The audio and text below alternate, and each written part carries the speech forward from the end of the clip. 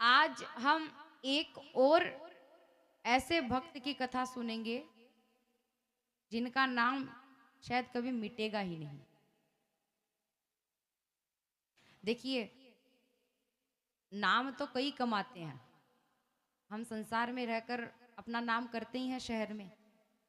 कई व्यक्तियों को बड़ा नाम होता है ना कि वो बड़ा अच्छा आदमी है, परंतु एक भक्त का नाम एक पीढ़ी नहीं, दो पीढ़ी नहीं, युगों युगों तक रहता है। केवल भक्त का ही रह सकता है और साधारण व्यक्ति का नहीं।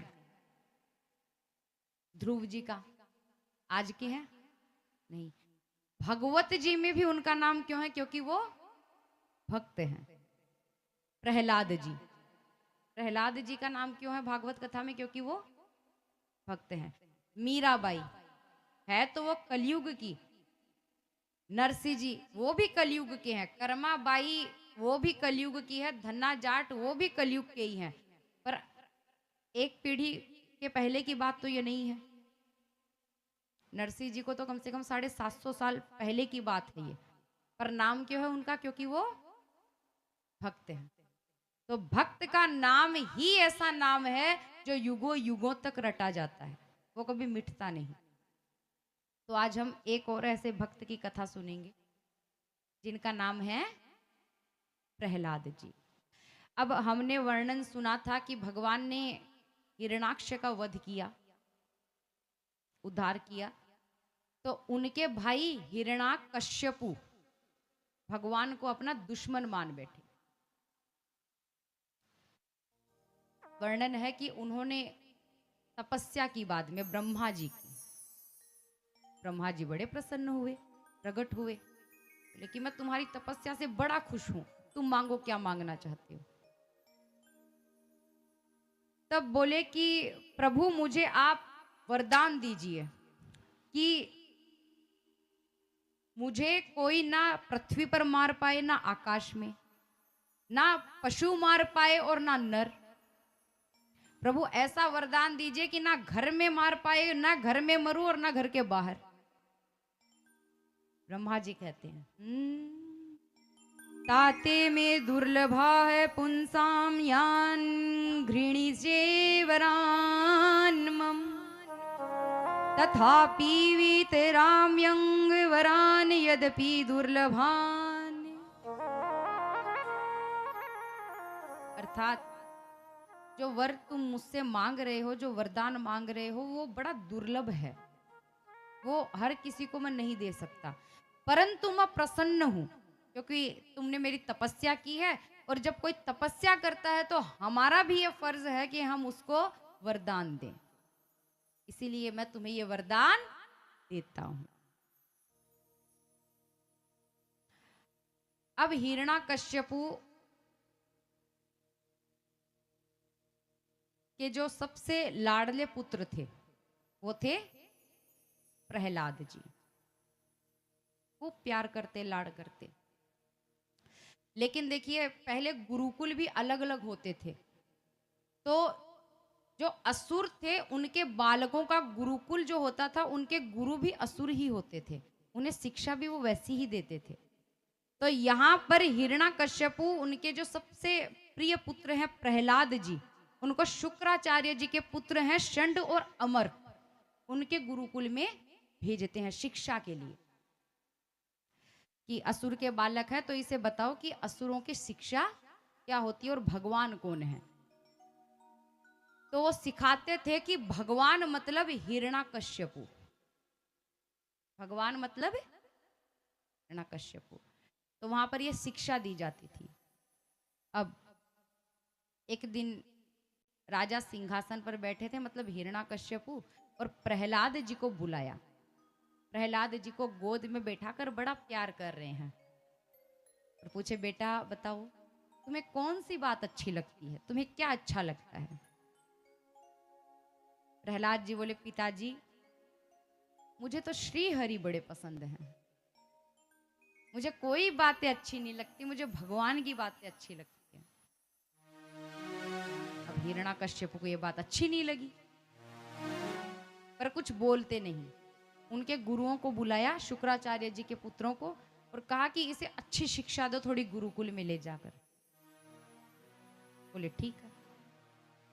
यहां तो राजा ने आदेश ही किया था कि वहां दंड देना शुरू भी हो गया। बोलो भगवान मतलब तुम्हारे पिताजी, गुरु जी बोलते हैं।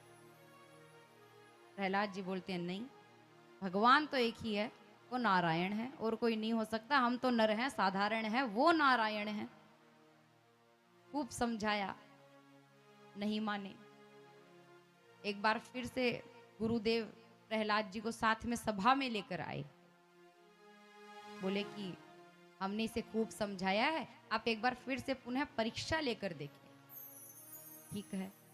फिर से पुत्र को गोद में बैठाया, फिर से पूछते हैं, बेटा बताओ तुम्हें किसकी बातें अच्छी लगती है, भगवान कौन है?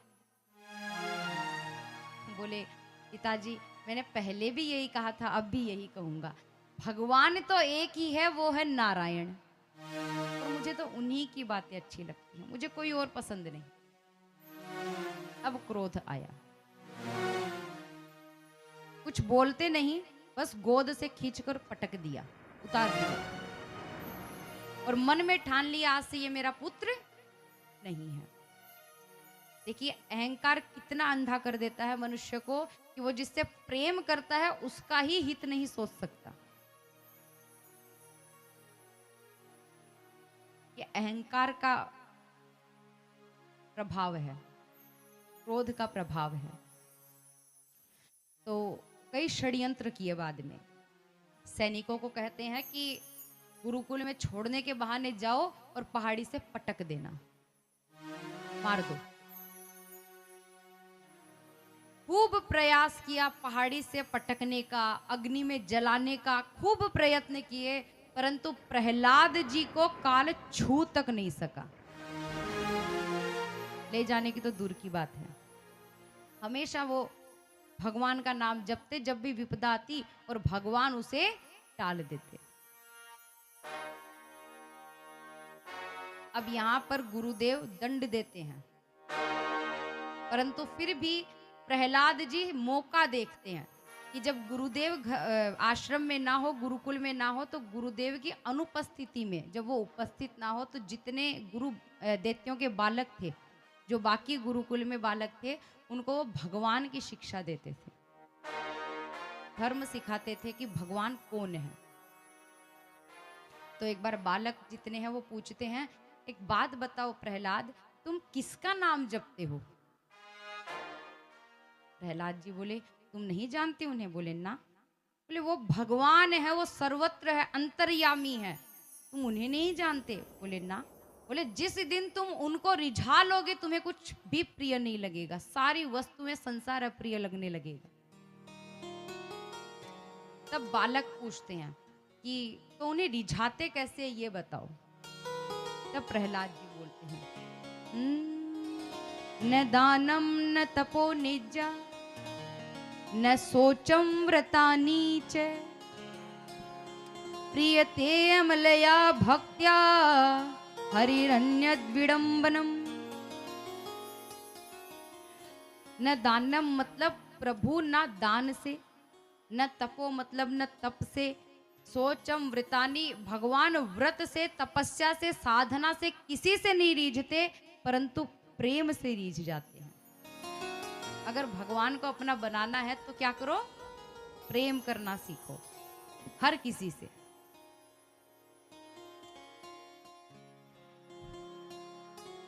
और फिर प्रहलाद जी ये भी बताते हैं कि भगवान को अगर हम पूजा करें, जो नित्य पूजा हम करते हैं, तो प्रहलाद जी ये भी कहते हैं कि पूजा चाहे कितनी भी कर लो, चाहे कितना भी मंदिर में चले जाओ, भगवान के आगे माथा टेक लो, परंतु जब तक उस पूजा में स्वार्थ निहित है, स्वार्थ की पूजा है कि बस हमारा भला हो इसीलिए हम पूजा कर रहे हैं, वरना हमें भगवान की कोई चिंता नहीं है, बोले तब तक भगवान को हम पा नहीं सकते, उनकी कृपा का अणु तक नहीं हमें मिल सकता। भगवान को तो पाना दूर की बात है।